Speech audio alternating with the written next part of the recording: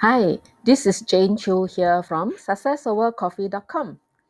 In this lesson, you are going to discover the pain pleasure principle and how this drives all human behavior.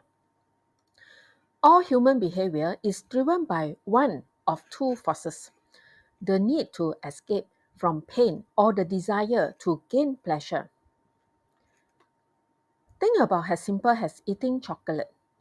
Why do we do it even when we know that it is not good for us? Because of the pleasure we gain in that moment.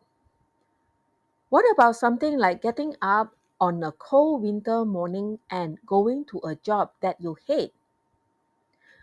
The pain of not having a job and thus not having money to buy food or pay for rent is greater than the pain of going to your job each morning. These twin forces of pain and pleasure affect every area of your life, whether you are aware of it or not. This pain-pleasure response comes from the reptilian brain, the part of our brain that is responsible for our very survival. We are hardwired to move toward pleasure and away from pain. Whenever our reptilian brain senses pain, which is equates with danger, it activates the fight or flight response in your body. Either we fight the circumstances or we run from it. The problem is that these responses are not always appropriate for our modern times.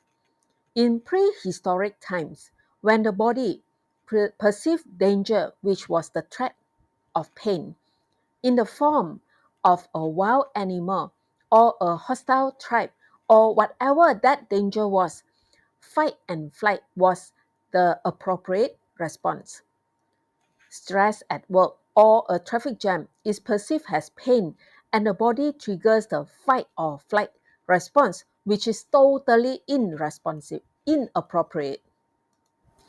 But the real problem comes when we link pleasure to things that are destructive and pain to things that are actually good for you. Let's take a look at some real life examples of pain and pleasure association that are harming rather than helping us. A drug addict, for example, link pleasure to taking drugs, even though this habit will and does cause pain in every area of his life. Let's look at another example. Let's say you are overweight but you love chocolate. Chocolate gives you pleasure, and the pleasure it gives you the moment is greater than the pain of being overweight and unhealthy. Now, let's take a look at the opposite side of the coin, associating pain to something that is actually good for you. Let's take the classic example of exercise. Lots of people associate massive pain to exercise and thus they never do it. But what if they could reframe that concept and associate massive pleasure with exercise? The pleasure of having a healthy, fit body, and even just the sheer joy of movement. Never forget what you link pain or pleasure to will shape your destiny. If you link pleasure to drugs, alcohol, partying, you will have a very different life compared to someone who links pleasure to learning, growing, improving, and contributing to society. And always remember that pain is a more powerful motivator than pleasure. We will do more to avoid pain than we will to gain pleasure. Often it is deep pain or hitting rock bottom that convince people that they need to change.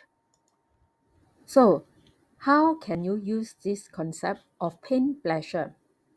You can associate pain to the action you want to stop doing, the behavior and the action that are stopping you from reaching your true potential, and pleasure to the action you need to take to get you closer to your goal. So right now, I want you to print out the pain pleasure worksheet that is in the download section of this lesson and follow along with me. Now, write down one action you need to take that you have been putting off. So maybe you need to lose some weight or to stop smoking. Maybe you need to complete your degree or quit a job you hate in order to start your own business. Something you have always wanted to do. Whatever that action for you is, I want you to write that down. Pause the video if you need extra time. Once you are done, move on to question 2. Write down why you haven't taken action. What pain have you linked to taking this action? These questions will help you to uncover the pain that you have linked to this action.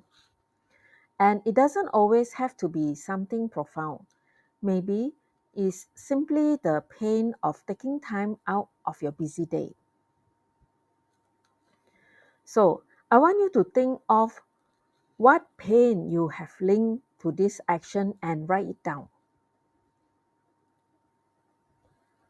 Step 3 is to write down all the pleasure you have had in the past indulging in this negative behavior. So let's say you want to quit smoking. What pleasure did you get each time you lit up your cigarette? Was it instant stress relief? Maybe it's sense of belonging. Or perhaps your goal is to lose weight. Then why do you continue to overeat and eat all the wrong foods? You are probably doing that to avoid the pain of depriving yourself of your favorite foods and at the same time getting the pleasure that comes from eating these foods. Write these reasons down. Pause the recording if you have to.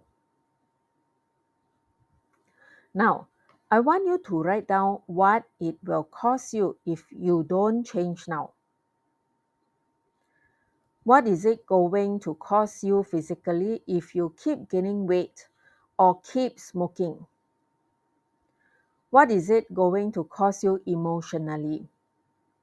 What is it going to cost you in terms of the relationship with the people you love? What is it going to cost you financially? What is it going to cost you in terms of self-respect? I want you to imagine what is it going to cost you 5 years down the road, 10 years down the line, if you keep doing what you have been doing. When you are writing down the answers, I want you to tap into how this is going to make you feel. Don't just say, I will get fat. That is not enough. How is it going? How is being overweight going to make you feel? How is disappointing your loved ones or being a poor role model to your children going to make you feel? Really tap into those feelings. You have got to remember that we are creatures of emotions, not logic. So use that to your benefit. And the final step is to write down all the pleasure you are going to get if you take action right now. How is this going to impact your life now? 2 years into the future, 5 years into the future, a decade into the future, how will this impact the relationships you have with your loved one?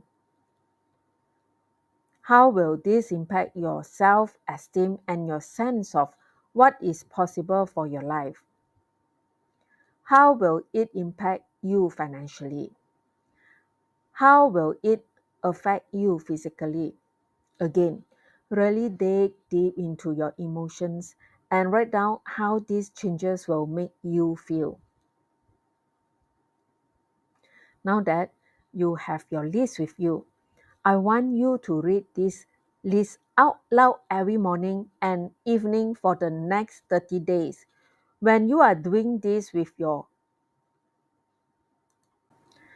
reading this out loud every day for the next 30 days will help to cement in your mind the changes you have made with regard to what you link pain, pleasure to, and you will find yourself changing automatically and effortlessly. Do this seriously, and I hope to see everyone succeed in whatever you do. See you in my next lesson.